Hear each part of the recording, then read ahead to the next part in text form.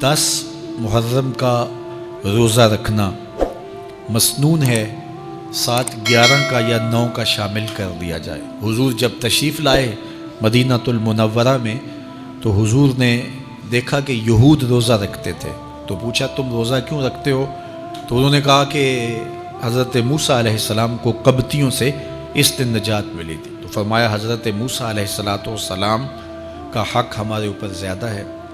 तो हुजूर ने रोज़ा रखा और फिर फरमाया कि अगले साल अल्लाह ने चाहा तो हम 7 एक रोज़ा और शामिल करेंगे ताकि उनसे मुशाबहत ना हो जाए। अददी मुशाबहत से भी बचने के लिए हुजूर ने कहा कि हम 2 रखेंगे। तो रोज़ा अगर आशूरे का रखना चाहें तो उसके लिए सुन्नत यह है कि 7 या 9 का शामिल करें या 11 का शामिल करें। तो जो अफजल तरीन रोज़े हैं उनमें से आशूरे के रोज़ों का भी शुमार होता है। तो अगर मुमकिन हो तो जिनको अल्लाह ने सेहत अता की है, तो आजकल इतनी शिद्दत की गर्मी भी बाकी नहीं रही, तो वो ये रोज़े रखें, ज़िक्र व फ़िक्र के अंदर इन अय्याम को गुजारें। अपने वालिदैन की कब्रों पर, अइज़ व अक़रबा की कब्रों पर हर जुमे को जाना चाहिए। उसके अलावा भी जब मौका मिले, ये रिवाज जो पैदा हो गया है कि 9 मुहर्रम को या 10 मुहर्रम को मिट्टी डालने के लिए वहाँ कब्रिस्तान में जाया जाता है, ये 8, 10, 15 साल से शुरू हुआ है, जबकि इसकी कोई असल नहीं है। तो अगर आप रूटीन से जाते हैं तो आपको हर जुमे को जाना चाहिए वालिदैन की कब्रों पर, और वहाँ जाके हर जुमे को सूरा यासीन की तिलावत करनी चाहिए। तो साल के बाद सिर्फ 10 मुहर्रम को या 9 मुहर्रम को जाना, ये बहरहाल इस दौर की ईजाद है, ये कोई मसनून नहीं है और ये कोई सुन्नत नहीं है।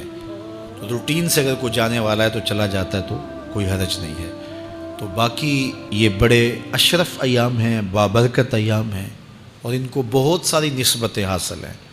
हज़रत इमाम हुसैन रज़ियल्लाहु ताला अन्हु की शहादत के साथ यौम आशूर को निस्बत हासिल है, और इसके अलावा भी बहुत सारे आली मर्तबत जो है वो हस्तियों के विसाल का दिन भी है, और बहुत सारे वाक़यात इस दिन जो है वो रूह पज़ीर हुए हैं। तो ये इस लिहाज से बहुत ही बाबरकत और जो है वो मुबारक यौम है।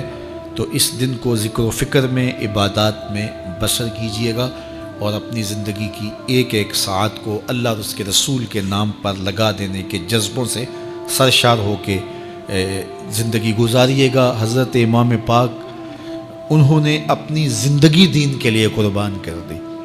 तो ये 10 मुहर्रम हमें सबक देता है और हम उस दिन अहद करते हैं, अगर उन्होंने अपने बच्चे भी कुर्बान कर दिए और अपनी औलादें भी भूख और प्यास में कुर्बान कर दी, तो हम भी ये अज़म करें इस दिन के हम अपनी सारी ज़िंदगी हुजूर के नाम लगाएंगे, हुजूर के दीन के नाम लगाएंगे।